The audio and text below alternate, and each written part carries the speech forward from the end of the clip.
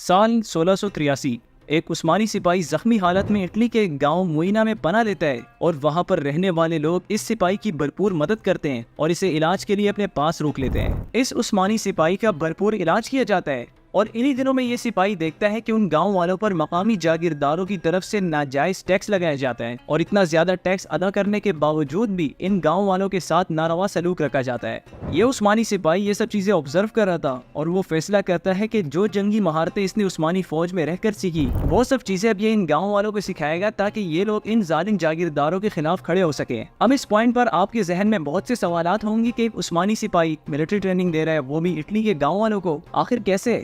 یہ ایک ایسی انٹرسٹنگ سٹوری ہے جس کے بارے میں آپ آج سے پہلے نہیں جانتے ہوں گے۔ اس سپاہی کا نام حسن تھا، جو کہ کوئی عام سپاہی نہیں تھا بلکہ سلطنت کی سب سے بہترین فوجی دستے جینیسری کور کا حصہ تھا۔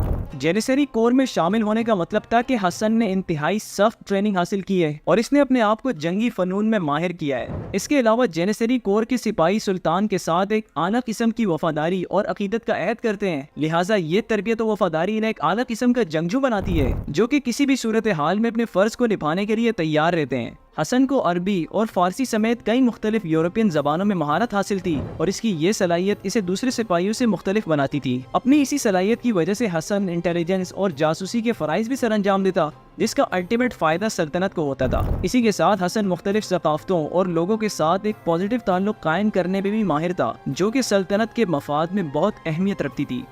اس وقت کے سلطنت کے گرینڈ وزیر کے حکم پر حسن اور اس کے ساتھیوں نے آسٹریا کی کیپٹل ویانا کی طرف پیش قدمی شروع کی۔ سلطنت عثمانیہ اس وقت اپنی عروج پر تھی اور اپنے ڈومیننس کو یورپ تک بڑھانے کی کوششوں میں تھی، لہٰذا اس سب کے لیے ویانا پر قبضہ کافی ضروری تھا۔ حسن اور اس کے ساتھی جینیسریز کا صرف ایک ہی مقصد تھا اور وہ تھا ویانا شہر پر قبضہ کر کے سلطنت کا جھنڈا لہرانا۔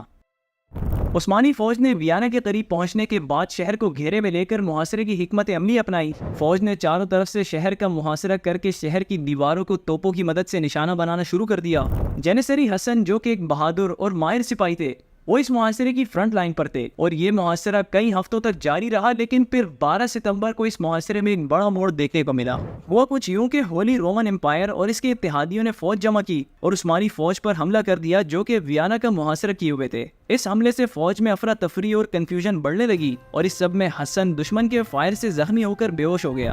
جب حسن کو ہوش آیا تو اسے احساس ہوا کہ وہ اپنے ساتھی جینیسری فوجیوں سے بچھڑ چکا ہے، لہٰذا حسن لڑکڑاتے ہوئے گھوڑے پر بیٹھنے لگا اور میدان جنگ سے دور کسی محفوظ مقام پر جانے لگا۔ اس طرح چند دن گزرے اور حسن کا زخم بھی بڑھنے لگا۔ اسے احساس ہوا کہ وہ مزید اس حالت میں نہیں رہ سکتا اور اس طرح حسن ٹھوکر کھاتے کھاتے اٹلی کے گاؤں موئینا تک پہنچ گیا۔ گاؤں کے لوگوں نے جب ایک زخمی اجنبی کو دیکھا تو ان کے دلوں میں رحم آیا اور انہوں نے فوری طور پر اس کا علاج کرنے کا فیصلہ کر لیا۔ انہوں نے حسن کے لیے کھانے پینے، رہائش اور علاج جیسی سہولیات فراہم کی۔ حسن چونکہ بہت سی زبانیں بولتا تھا تو اسے اس ولیج لائف کو اڈاپٹ کرنے میں کوئی پریشانی نہیں ہوئی۔ حسن نے گاؤں کی ایک عورت سے شادی کر کے اپنی نئی زندگی کی شروعات کی۔ وقت گزرتا گیا اور حسن وہاں کے لوگوں کی نگاہوں میں کافی عزت بنا چکا تھا۔ ایک دن گاؤں میں کچھ لوگ آتے تھے جو کہ مقامی جاگیرداروں کے لیے ٹیکس کلیکٹ کرتے تھے۔ یہ لوگ بھاری اور ناجائز ٹیکس کلیکٹ کرنے کے ساتھ ساتھ اپنی سختی، ظالمانہ رویوں اور غیر منصفانہ مطالبات کے لیے بھی بدنام تھے۔ اس سب کی وجہ سے گاؤں کے لوگوں میں کافی زیادہ ٹینشن اور بے بسی کا ماحول چھا گیا تھا۔ جب حسن نے دیکھا کہ گاؤں کے لوگ ان ظالموں کے مطالبات کے آگے سر جھکا رہے ہیں تو اس نے فیصلہ کیا کہ اب اسے ان گاؤں والوں کے لیے کچھ کرنا چاہیے، لہٰذا اس نے گاؤں والوں کو مرکزی چوک میں جمع کیا اور ان سے کہا کہ وہ ظلم کے خلاف کھڑے ہوں۔ حسن کے یہ الفاظ سن کر گاؤں والوں نے فیصلہ کیا کہ اب واقعی میں اپنے دفاع کے لیے کھڑے ہونے کا وقت آ گیا ہے۔ ایک سابق جینیسری ہونے کے ناطے حسن نے ان لوگوں کو اپنے حقوق کے لیے کھڑے ہونے اور ان جاگیرداروں کے خلاف لڑنے کے لیے تربیت دینا شروع کر دی۔ حسن کی رہنمائی میں گاؤں والوں نے ٹیکس کلیکٹرز کے خلاف ایک منصوبہ بنایا۔ اگرچہ گاؤں والوں میں تھوڑی گھبراہٹ سی تھی لیکن وہ اب حملہ کرنے کے لیے تیار تھے۔ ان کے لیڈر حسن نے ان سے کہا کہ اب وقت آ گیا ہے کہ وہ ان لوگوں کے خلاف کھڑے ہوں جو کہ ان سے ضرورت سے زیادہ ٹیکس وصول کرتے ہیں۔ اس طرح حسن کی حوصلہ افزائی کی وجہ سے دیہاتی لڑنے کے لیے تیار ہو گئے تھے۔ اس رات حسن اور دیہاتیوں نے گھریلو ہتھیاروں اور اپنے ہوشیار منصوبوں کے ساتھ تیاری کی اور خاموشی سے اپنے موقع کا انتظار کرنے لگے۔ جیسے ہی انہوں نے دیکھا کہ ٹیکس کلیکٹرز آ رہے ہیں तो इन्होंने फौरन अपनी पोजीशनें संभाल ली। इन्होंने इलाके के बारे में अपनी मालूमात का फायदा उठाते हुए तेजी से टैक्स कलेक्टर्स का मुकाबला किया और आखिर में टैक्स कलेक्टर्स इस अनएक्सपेक्टेड रेजिस्टेंस के चलते हार मान गए और पीछे हटने पर मजबूर हो गए। इस वाक़े के बाद हसन ने अपनी बकाया जिंदगी सुकून के साथ गाँव में गुजारी और वही इनकी वफात हुई।